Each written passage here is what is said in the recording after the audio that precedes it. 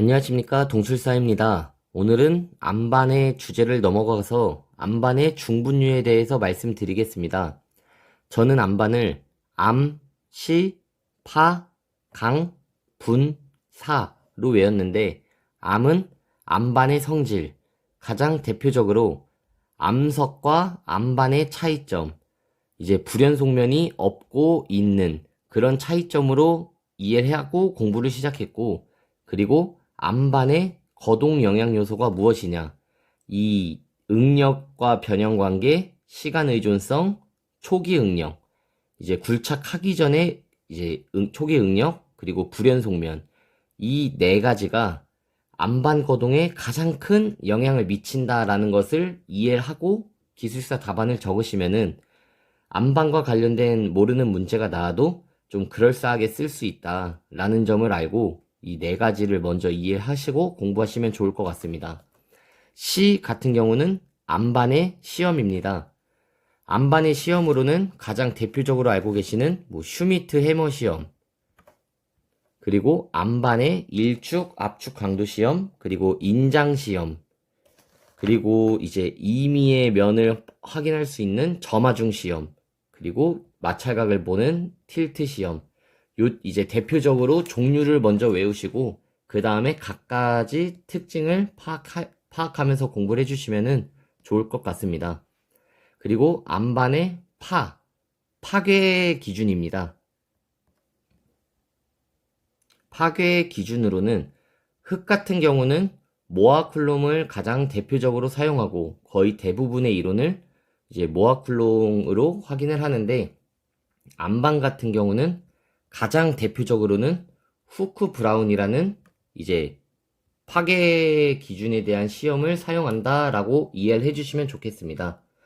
그 외적으로도 그리피스 파괴 기준이라든지 모아쿨롱 암반에 대한 기준도 있고 강도 응력비 그 정도가 있다라고 하시는데, 흙은 모아쿨롱, 암반은 후크 브라운, 이렇게 이해를 해주시고 공부를 해주시면 좋을 것 같습니다. 강은 강도입니다. 강도는 가장 대표적으로 파튼식과 바튼식이 있는데, 이제 파트는 선형 모델에 대한 이제 강도 기준이고, 바튼은 비선형 방식으로 비선형 모델로 신뢰성은 바튼이 좀 더 신뢰성이 있다라고 이해를 해주시면 좋겠습니다. 분은 암반의 분류입니다.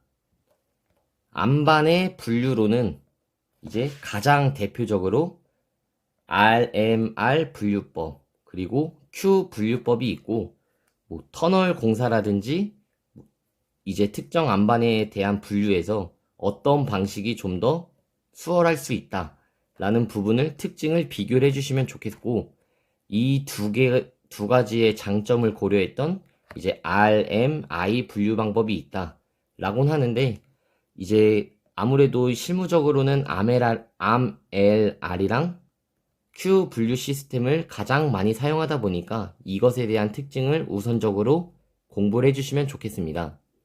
다음으로는 사면입니다. 암반 사면 파괴 방식과 그리고 해석 방법으로는 SMR 방법으로 이제 간편법으로 검토를 하고, 그 다음에 평사투영법으로도 간편법으로 이제 판단을 한다. 그 다음엔 실제로 안전율을 구하는 값으로는 이제 수치 해석 등을 통해서 안전율을 확인하고, 락볼트 또는 이제 소일네일 앵커 등으로 이제 보강을 한다. 그 정도로만 이해를 해주시면 좋겠습니다.